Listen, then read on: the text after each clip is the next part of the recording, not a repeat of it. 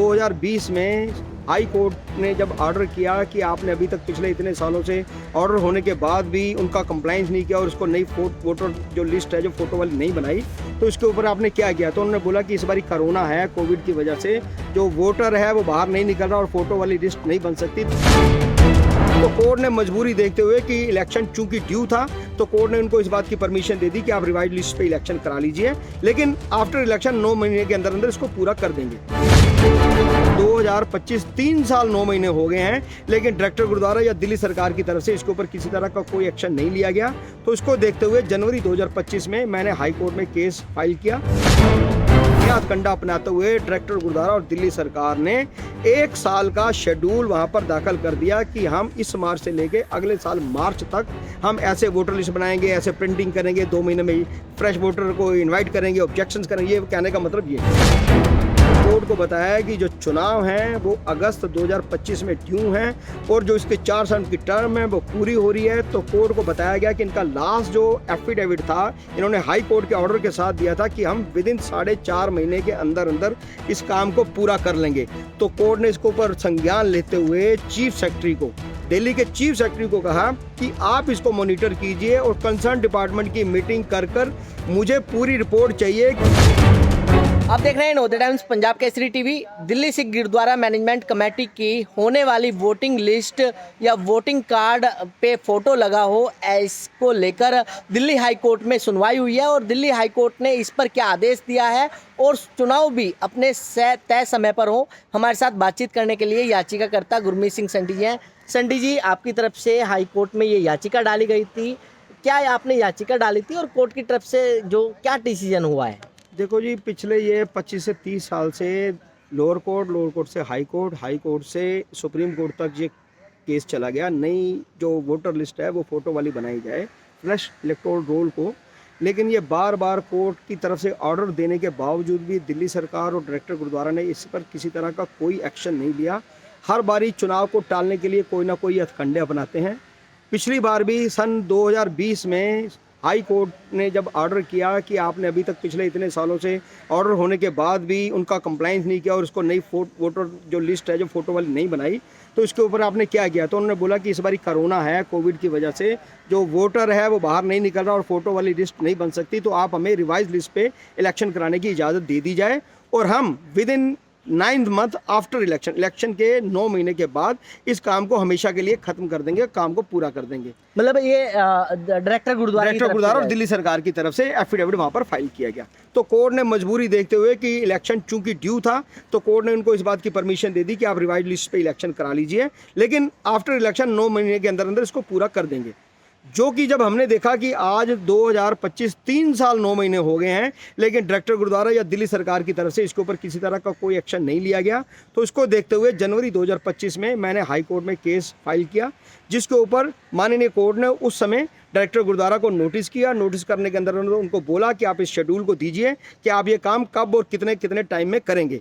तो पहली बार तो डायरेक्टर गुरुद्वारा ने इसको टालने की कोशिश की, लेकिन दूसरी डेट पर जब जज साहब ने सख्त रुख अख्तियार किया और उनको 10,000 रुपये की कॉस्ट लगाई कि अगर आपने ये काम टाइम पर पूरा नहीं किया और नोटिस का जवाब टाइमली नहीं दिया तो आपको 10,000 रुपये कॉस्ट लगाई जाएगी।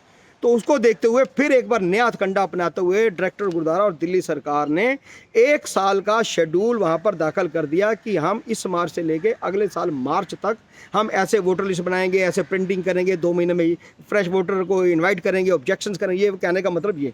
लेकिन जब इस डेट के ऊपर हमने कोर्ट को बताया कि जो चुनाव हैं वो अगस्त 2025 में ड्यू हैं और जो इसके 4 साल की टर्म है वो पूरी हो रही है, तो कोर्ट को बताया गया कि इनका लास्ट जो एफिडेविट था, इन्होंने हाई कोर्ट के ऑर्डर के साथ दिया था कि हम विद इन 4.5 महीने के अंदर अंदर इस काम को पूरा कर लेंगे। तो कोर्ट ने इसके ऊपर संज्ञान लेते हुए चीफ सेक्रेटरी को, दिल्ली के चीफ सेक्रेटरी को कहा कि आप इसको मॉनिटर कीजिए और कंसर्न डिपार्टमेंट की मीटिंग कर मुझे पूरी रिपोर्ट चाहिए कि जो आपने पिछला एफिडेविट दिया है उसी एफिडेविट को लेकर टाइमलाइन एक फिक्स कीजिए कि आप विद इन 4.5 महीने के अंदर इस काम को कैसा पूरा करेंगे और टाइम पर जो अगस्त में इलेक्शन 2025 में ड्यू है वो टाइम पर कैसे होंगे, मुझे इसकी पूरी रिपोर्ट दी जाए। तो मैं समझता हूँ कि ये दिल्ली सरकार और डायरेक्टर गुरुद्वारा ने पिछले 20-30 साल से कोर्ट को हमेशा गुमराह करने की कोशिश की है, लेकिन मैं समझता हूँ कि इस बार जिस तरह का कोर्ट का सख्त रुख है, कोर्ट इसके ऊपर बहुत गंभीर है। उन्होंने पूरे अपने ऑर्डर में जो 5-6 पेज का ऑर्डर है उसमें एक एक चीज़ को बड़ी क्लियर से पिछली सारी जजमेंट को देखते हुए और डायरेक्टर गुरुद्वारा को बताते हुए इसको उनको टाइमलाइन के अंदर इस इलेक्शन को कराने के लिए बोल दिया है। क्या अब 4.5 महीने में ये प्रोसीजर पूरा हो जाएगा और 2 हफ्ते बाद इसकी सुनवाई होगी? जी, इसकी जो सुनवाई है वो तो है 20 मई को, लेकिन 2 हफ्ते का टाइम दिया है डायरेक्टर गुरुद्वारा को कि आप उसके ऊपर नया जवाब, नवा एफिडेविट और नया शेड्यूल दाखिल कीजिए, और चीफ सेक्रेटरी को 1 महीने का टाइम दिया है कि 8 मई तक कि आप कंसर्न सारे डिपार्टमेंट से मीटिंग करके, स्टाफ एम्प्लॉय करके, सारी जगह मतलब हर चीज़ की मीटिंग्स लेने के बाद मॉनिटर करके मुझे 8 मई तक आपने बताना है कि आपने ये काम कितना कर लिया और 4.5 के महीने के अंदर इसको कैसा पूरा करेंगे।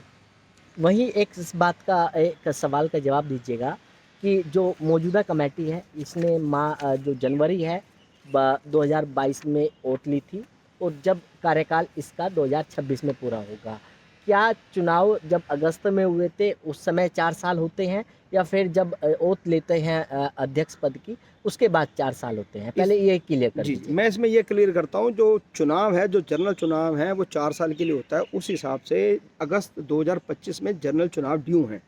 अब आपने कहा कि जो कमेटी बनी थी, जो बोर्ड बना था वो जनवरी 2026 में बना था, 4 महीने बाद 4 महीने बाद बना था, मतलब 2022 में बना था, 21 में इलेक्शन होने के बाद। तो मैं ये आपको बताना चाहूँगा कि मैं मान लेता हूँ इस बात को, जो बोर्ड बना था वो जनवरी 2022 में बना था, और उनका टर्म जो आपने बोला 26 को ख़त्म हो रहा है, वो 26 को नहीं ख़त्म हो रहा, उनका टर्म ऑलरेडी जनवरी 2024 में ख़त्म हो गया। जो हमारा दिल्ली सिख गुरुद्वारा मैनेजमेंट कमेटी का एक्ट है उसके हिसाब से उनको 2 साल बाद दोबारा इंटरनल चुनाव कराने के लिए प्रधान या जनरल सेक्रेटरी को चिट्ठी निकालनी चाहिए थी, जो कि उन्होंने, मैं समझता हूँ कि उन्होंने किसी मेलाफाइड इंटेंशन के तहत उसको नहीं निकाला, या चुनाव को आगे ले जाने की, टालने की एक साजिश कह सकता हूँ मैं इसको।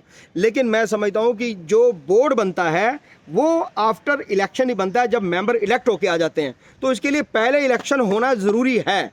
भले टर्म कब भी खत्म हो रही हो, चुनाव होगा तो बोर्ड बनेगा ना।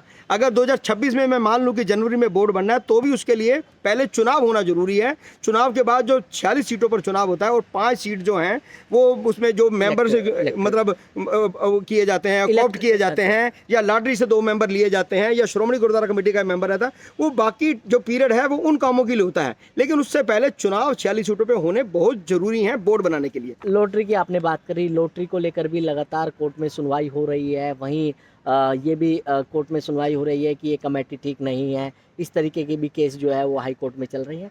क्या ऐसे में लगता है कि दिल्ली कमेटी के चुनाव जो है तय समय पर संभव है? देखो, मैं इसमें जो आपने सवाल उठाया है वो 2 लोगों की पर्सनल इंटरेस्ट है और 2 लोगों की पर्सनल लड़ाई है। मान लो किसी ने कह दिया मेरी लॉटरी निकली है, दूसरे ने कहा दिया नहीं पहले मेरी निकली है, मैं ठीक हूँ, मैं गलत हूँ। इस मैटर का इलेक्शन से कोई लेना देना नहीं है। वो 2 आदमी अपने हक के लिए लड़ रहे हैं, लड़ते रहे। कोई कमेटी गलत बनी है, ठीक बनी है, वो 2 पार्टी हो गई। इलेक्शन के लिए पार्टी लड़ रही हैं या अपनी अपनी सत्ता के लिए लड़ रही हैं या एक दूसरे को गलत ठहरा रही हैं, उसका इलेक्शन से किसी तरह का कोई भी ताल्लुक नहीं है।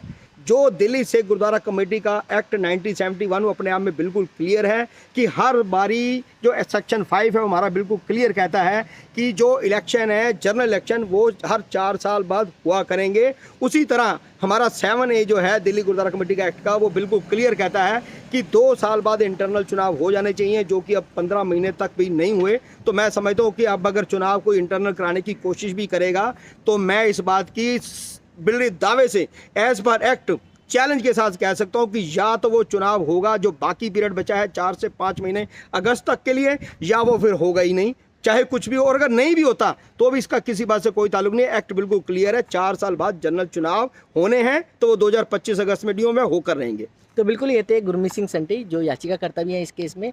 इनका साफ कहना है कि जो नई वोटर लिस्ट है वो फोटो के साथ आधारित हो। दिल्ली से कमल कुमार कंसल, नवोदय टाइम्स, पंजाब केसरी टीवी।